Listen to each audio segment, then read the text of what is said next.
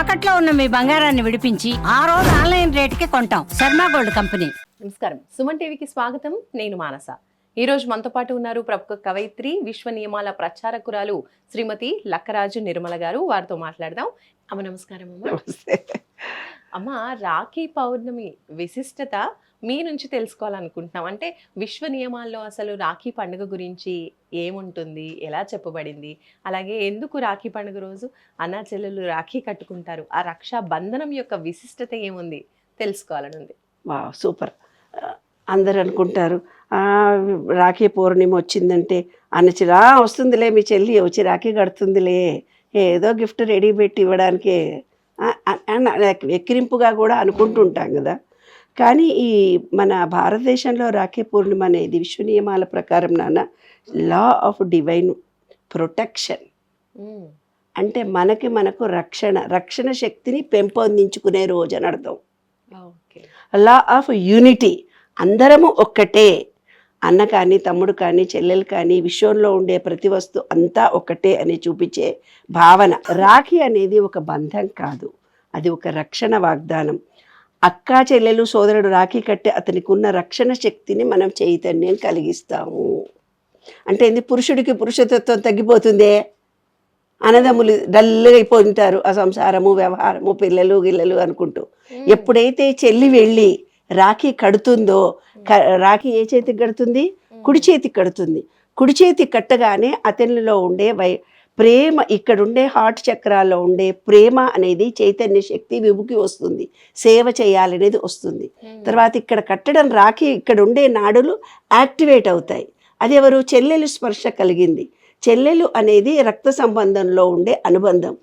ఎప్పుడైతే తన వాళ్ళు చెప్తే వింటావు కానీ బయట వాళ్ళు చెప్తే వింటావా అంటాం కదా, మనం అనుకుంటాం కదా ఒక మాట. అలాగా మన మణిపూరక చక్రం యాక్టివేట్ అవుతుంది. పురుషుల్లో మణిపూరక చక్రం యాక్టివేషన్ తగ్గిపోయి ఉన్నప్పుడు చెల్లెలు ఎవరైతే ఇక్కడ రాఖీ కట్టిందో ఆ విశ్వ చైతన్య శక్తిలో ఉండే ఒక సేవాభావానికి గుర్తింపు, రక్షణకు గుర్తింపు, యుద్ధ ప్రాతిక. అప్పటి పూర్వకాలంలో యుద్ధాలు చేయొచ్చేవి, యుద్ధాలు అవసరమయ్యేవి. ఒక రాజ్యం నుంచి ఇంకో రాజ్యానికి యుద్ధాలు చేసుకునేవాళ్ళు. అప్పుడు ఏ చెల్లెలైతే వచ్చి ఇక్కడ రాఖీ కట్టిందో తన కర్తవ్యాన్ని గుర్తొచ్చేటట్టుగా వైబ్రేషన్ అతనిలో ఎక్కువగా కలిగి ఉండేదన్నమాట. కాబట్టి ఇది శాస్త్రోక్తంగా ఇది ఏం జరిగిందంటే అందరూ కూడా పాటించాలి అనే స్థితికి మనము వచ్చాము. కానీ ఇక్కడ ఆంతర్యం ఏమిటి అంటే ఈ మన సంకల్ప శక్తిని భావన శక్తిగా మార్చడము. చక్ర శక్తుల రాఖీ కట్టే రైట్ హ్యాండ్లో హృదయ చక్రము మణిపూరక చక్రము ప్రాధాన్యం. ప్రేమ సేవ ధైర్యాన్ని ప్రేరేపిస్తాయి. యుద్ధం చేయాల్సి వచ్చేది. నేపాల్లో కూడా ఉంది, రాఖీ బంధన్ అంటారు నేపాల్లో. భారతదేశంలో నేపాల్లో కూడా రాఖీ బంధం కట్టుకుంటారు, దాన్ని ఏమంటారు? రాఖీ బంధన్ అంటారు. శ్రీలంకలో నమలే బంధన్ అంటారు. అంటే బుద్ధ సిద్ధాంతంలో కూడా ఇది ఆత్మీయత, అంటే రిలేషన్షిప్స్ మెయింటైన్ చేయడం గురించి. Law of unity, law of love అంటే ప్రేమ, మన హృదయంలో ఉండే ప్రేమని ప్రేరేపించడం. అన్నా అని మనం వెళ్ళినప్పుడు మనలో కూడా ప్రేమ, అన్నా తమ్ముడు రిలేషన్షిప్ అనే ప్రేమ మనలో పెరుగుతుంది.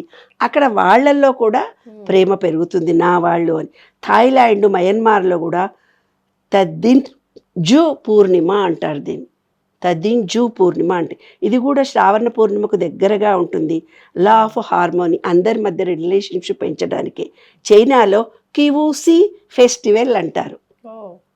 దీనిని చైనీస్ వాలంటైన్స్ డేగా కూడా పిలుస్తారు. అంటే పౌర్ణమికి దగ్గరగా దీన్ని జరుపుకుంటారనమాట. ప్రేమ బంధానికి ప్రతీక. అంటే ప్రేమ అంటే ప్రేమికుల మధ్యనే కాదు, అన్నతమ్ముల మధ్య, అమ్మా నాన్నల మధ్య అనురాగాలు, ఫ్రెండ్స్ మధ్య ఉండే. తర్వాత దీనికి లా ఆఫ్ అట్రాక్షన్ అనే దానికి చాలా దగ్గర సంబంధం ఉంది. అంటే లా ఆఫ్ డివైన్ రిలేషన్షిప్స్, మన బంధాలు ఎప్పుడైతే పెరుగుతుంటాయో, బంధాలు ప్రేమ ఏదైతే వస్తుందో ఆ ప్రేమపూర్వకంగా ఉన్నప్పుడు లా ఆఫ్ అట్రాక్షన్ మనం ఏం కోరుకుంటే అది తీరుతుంది అనేది శాస్త్రం. జపాన్లో ఓబోన్ అని పిలుస్తారు దీన్ని. ఇది పితృదినోత్సవం లాంటి పండుగ.